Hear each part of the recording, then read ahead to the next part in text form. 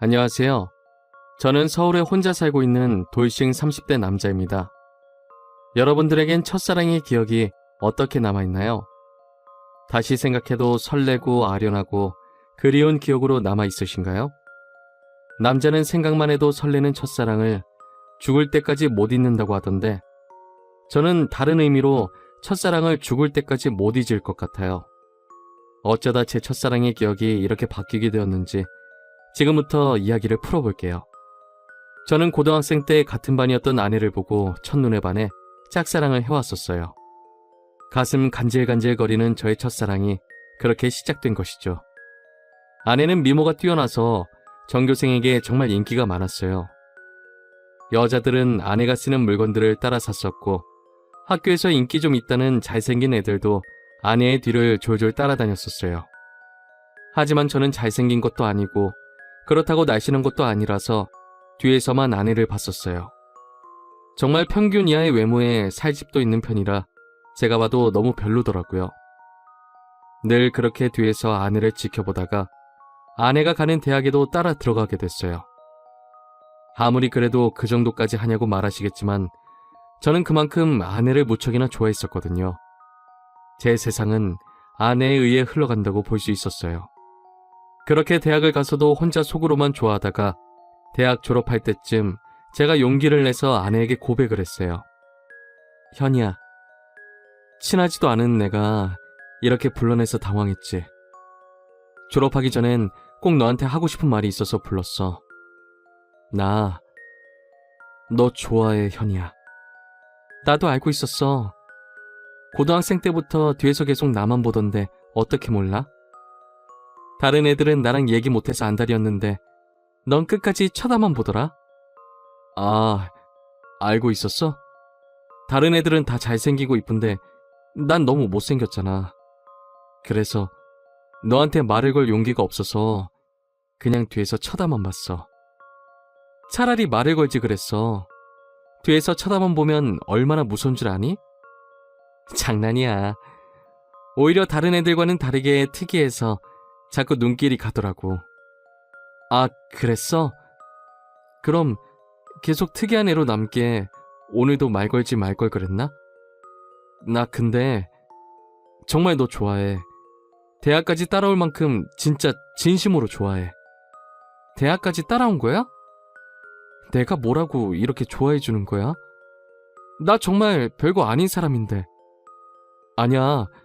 너만 보고 있으면 주변이 환해지고 너가 웃을 때마다 내가 행복해지는걸. 이젠 졸업 앞두고 마지막이라고 생각하고 말한 거야. 부담 가지지 마. 대답 안 해줘도 돼. 왜? 난 대답하고 싶은데. 원래 고백은 대답 들으려고 하는 거 아닌가? 나는 좋아. 우리 한번 만나보자. 아직 어리니까 가볍게 만나보고 아니면 그때 헤어지면 되지. 저는 인생은 믿져봐야 본전이라는 생각에 당연히 차일 것이라고 예상하고 고백한 것인데 예상 밖으로 아내는 활짝 웃으면서 저를 받아주더라고요. 그렇게 저희는 얼떨결에 연애를 하게 되었어요. 남들과 똑같이 데이트도 하고 사랑을 나누었죠. 아내 주변에서는 도대체 저를 왜 만나냐고 했었는데 그냥 웃기만 하더라고요. 저는 이유가 뭐든 지금 아내와 사귀고 있다는 자체가 행복해서 아무런 상관이 없었어요. 그리고 졸업을 하고 저는 운 좋게 대기업에 취업을 하게 되었어요. 아내도 대기업에 계속 이력서를 넣어보는데 서류 전형은 대부분 합격을 하는데 저보다 자격증이 많이 부족해서 그런지 최종 면접에서 항상 떨어지더라고요. 결국은 대기업은 포기하고 중소기업에 취직을 하게 되었죠. 위로가 전혀 안 되겠지만 그래도 아내에게 취직 축하한다고 맛있는 것도 사주고 아내가 평소 갖고 싶어 했던 지갑도 축하 선물로 사줬습니다. 아내는 저의 응원을 받고 힘을 내서 열심히 회사를 다녔어요. 제가 어느 정도 직급이 올라갔을 때 아내에게 결혼을 하자고 했어요. 아내는 망설임도 없이 단칼에 제 청혼을 거절하더라고요. 아직 직장이 변변치 못하다면서 자신이 당당해질 수 있을 때 결혼을 하고 싶다고 했었어요. 아무것도 없는 나랑 결혼하고 싶다고 해줘서 너무 고마운데 아직 내가 직장이 변변치 않아서 지금 결혼하기엔 너한테 너무 미안해. 그럼 내가 싫어서 거절하는 게 아니라 직장 때문에 거절하는 거야?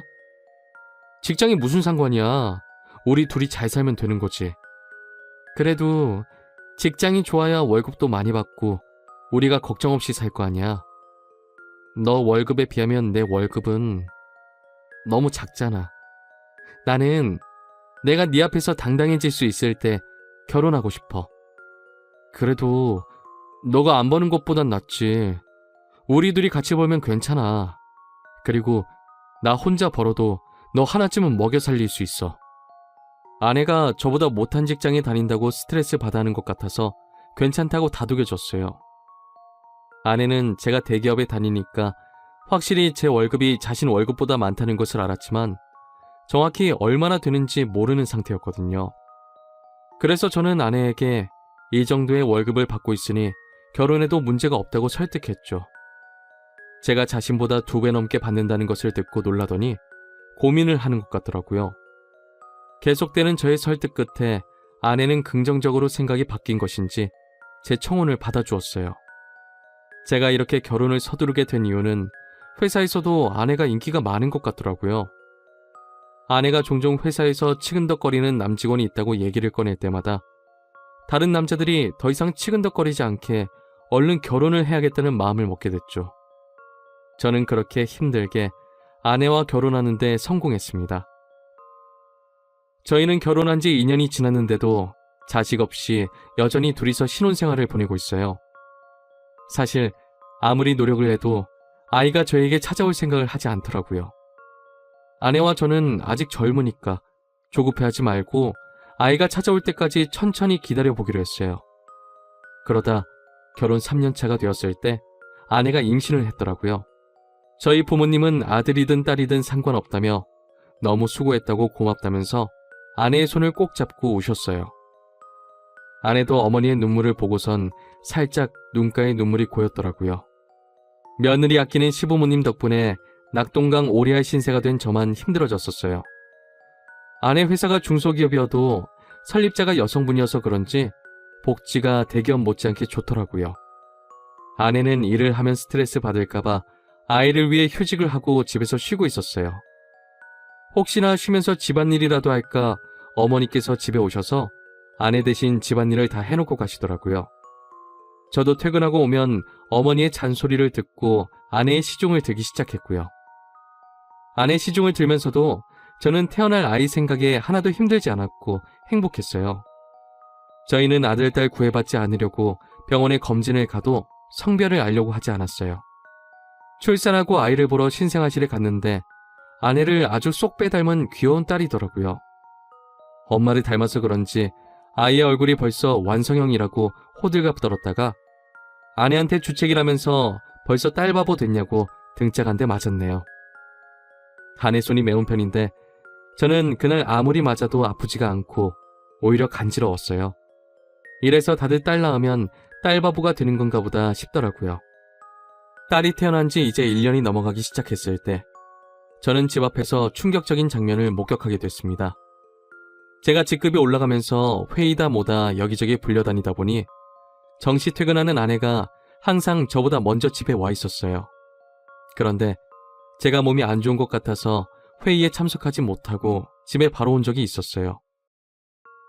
차를 주차하고 내리려고 가방을 챙기는데 어떤 차에서 내리는 아내가 보이더라고요. 아내는 운전면허가 없어서 항상 제가 데려다 주거나 대중교통을 이용해서 출퇴근을 했었거든요.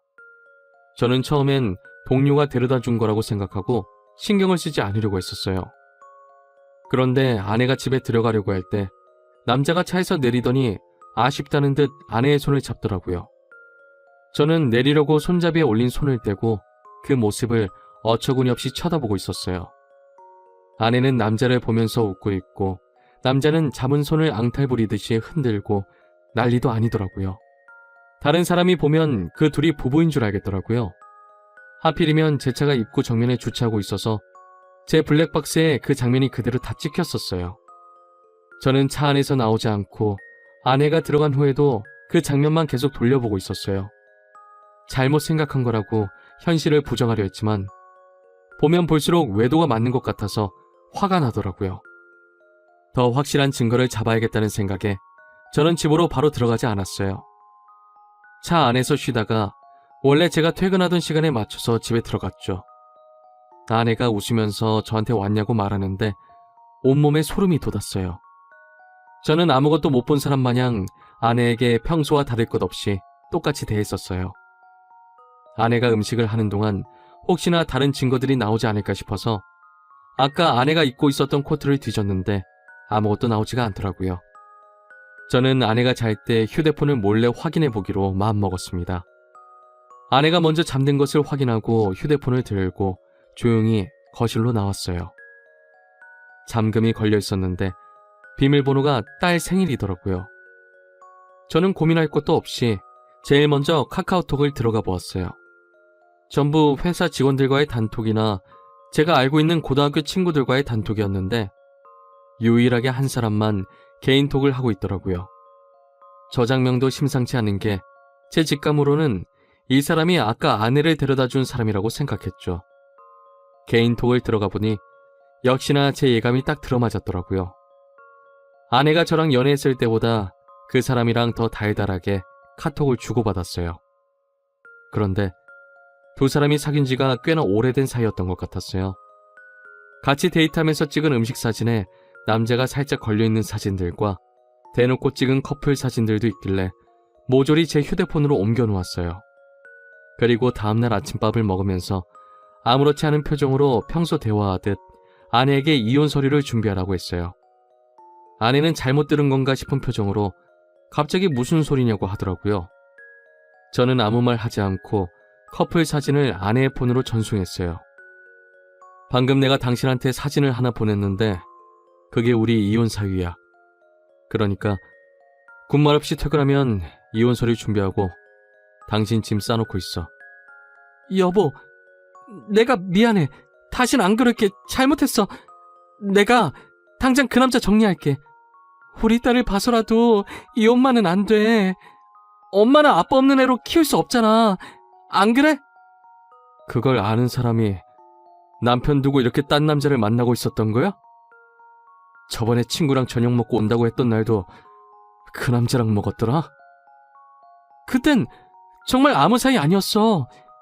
그날은 둘 다 상사한테 엄청 혼나고 퇴사 고민할 만큼 힘들길래 같이 저녁 먹으면서 하소연하고 헤어진 게 다야. 진짜야. 거짓말 치지 마. 내가 그전 대화까지 안 봤을 것 같아? 내가 사진만 대충 본 줄 아는 거냐고. 대화 내용까지 다 봤는데 왜 거짓말 치는 거야? 나도 모르겠어.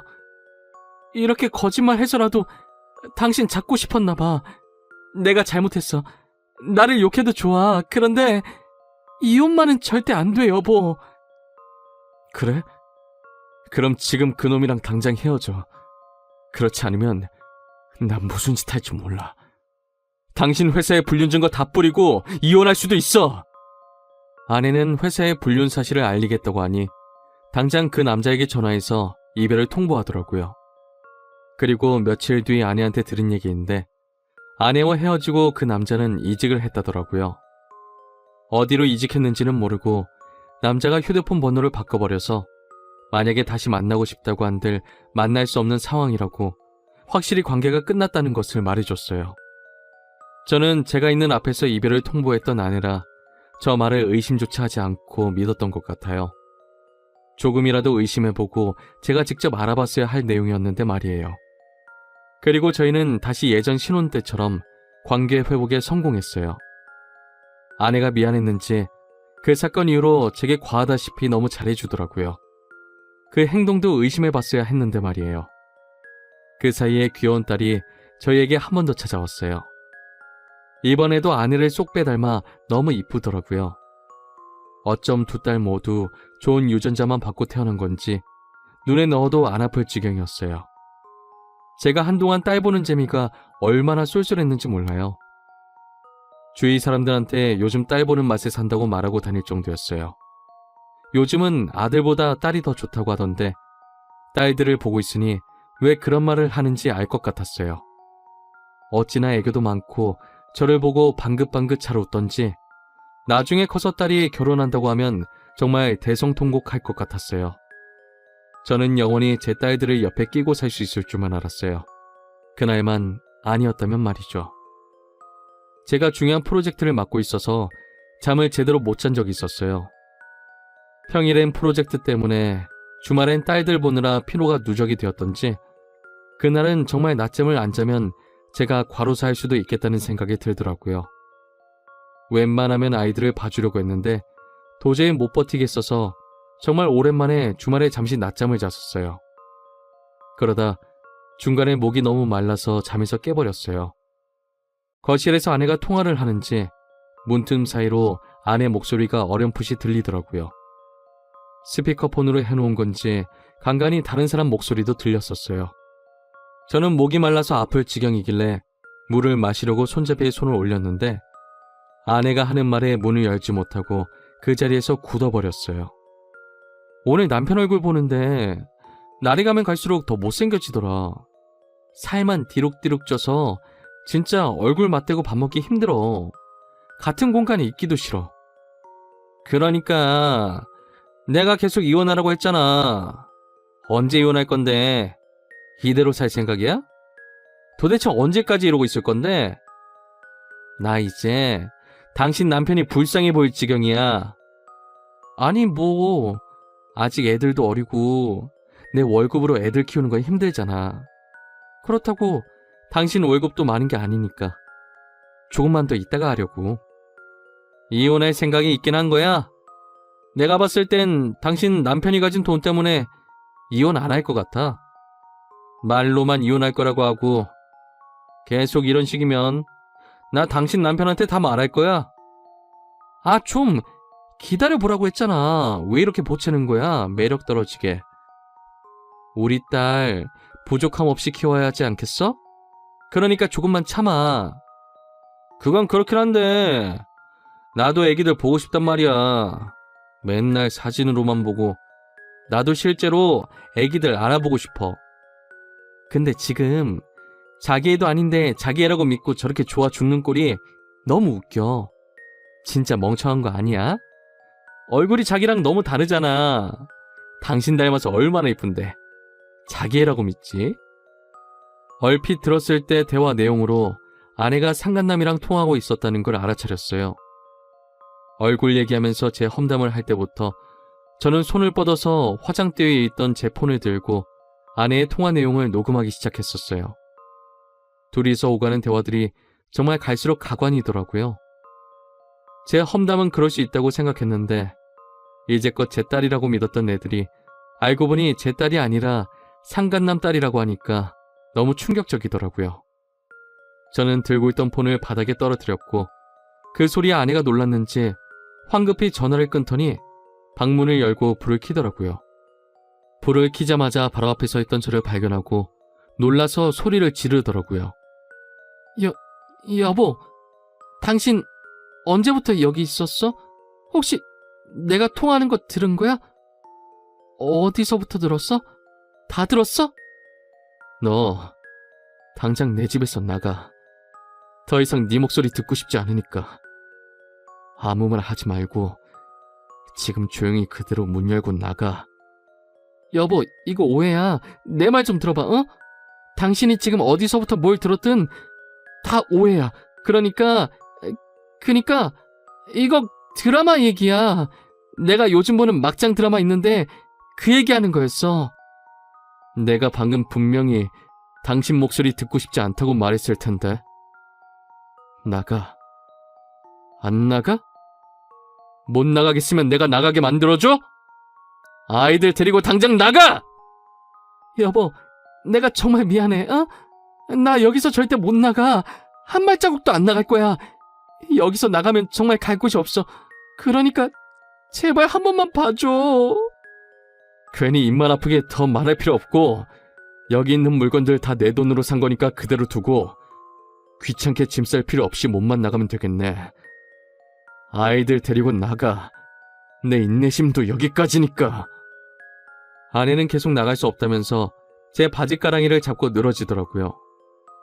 저희가 싸우는 소리에 놀란 애들도 울고불고 난리가 났었어요. 제 애가 아니라는 말을 들으니 더 이상 애들이 울든 말든 달래주고 싶지가 않았어요. 아이용품은 저희 집에 둬봤자 필요가 없으니 대충 애들 짐만 챙겨서 아내 손에 쥐어줬어요. 아내는 제가 쥐어진 가방을 던지고 못 간다면서 바닥에 들어 눕더라고요. 제가 경찰에 전화하는 신용을 하니 아이들을 데리고 나갔어요. 알고 보니 아내는 전에 저한테 들켰던 그 상간남과 계속 만나고 있었더라고요. 저번에 헤어졌다는 말도 거짓말이었고 이직을 했다는 말도 전부 거짓말이었어요. 그렇게 저를 속이고 둘은 뒤에서 만남을 이어갔던 거예요. 제 자식이라고 믿었던 딸들도 그 남자와 아내 사이에서 낳은 딸들이었던 거죠. 지금까지 저와 자신 사이에 아이를 낳고 싶지 않아서 피임약을 복용하고 있었더라고요. 아내는 상간남이 가진 게 쥐뿔도 없었는데 단지 얼굴 하나만 보고 만난 것이었어요. 저랑은 그저 돈을 많이 버니까 돈 때문에 계속 만나다가 결혼까지 하게 된 것이었죠. 저는 모든 사실을 알고 바로 변호사 선임해서 이혼 소송과 상간남 소송을 했어요. 아내와 상간남은 제게 당장 줄 돈이 없다고 미안하다고 빌더라고요. 여보, 내가 잘못했어. 당신이 이혼하라면 이혼해줄게. 우리 소송까지는 하지 말자, 어? 그래도 같이 살아온 세월이 있는데 합의 이혼으로 끝내면 안 될까? 정말 죄송합니다. 용서받지 못할 짓 한 거 알아요. 그치만 소송만은 하지 말아주세요. 모아둔 돈도 없어서 당장 위자료 줄 돈이 없어요. 이렇게 부탁드립니다. 이렇게 될 거라고 예상을 못했나 봐요. 제가 저번에도 용서하고 넘어가 주니까 이번에도 사과하면 그냥 넘어갈 줄 알았어요? 저 절대 고소 취할 생각 없습니다. 아내가 외도한 게 이번이 처음도 아니고 심지어 똑같은 남자랑 다시 외도를 했는데 저는 너무 괘씸해서 그 둘을 선처해줄 마음이 전혀 없었어요. 결국 둘은 저한테 줄 위자료가 없어서 사채까지 써서 줬더라고요. 매달 정확하게 들어오는 월급 받고 사채를 쓴 모양인데 제가 가만히 있을 리 없었죠. 저는 불륜 증거들을 아내 회사에 뿌리기 시작했어요. 회사 내 커뮤니티에 익명으로 녹음본과 함께 글도 올렸고 팩스로 커플 사진들도 보내고 제가 할 수 있는 건 다 했었어요.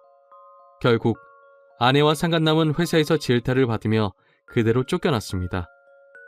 그리고 현재까지도 빚쟁이들을 피해 도망 다니고 있는 것 같더라고요. 그러게 처음 제가 용서하고 넘어가 줬을 때 정신을 차렸어야 했는데 자기 발등 자기가 찍는 짓을 왜 하나 싶습니다. 저는 정말 죽을 때까지도 이 일을 절대 못 잊을 것 같아요.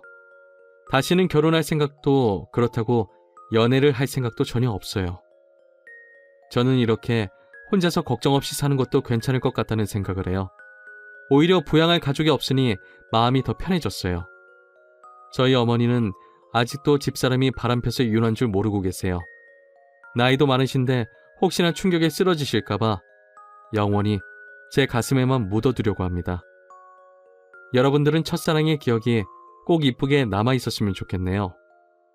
지금까지 제 이야기 들어주신 모든 분들께 감사합니다. 모두 가족들과 행복하고 따뜻한 겨울 보내시길 바랍니다.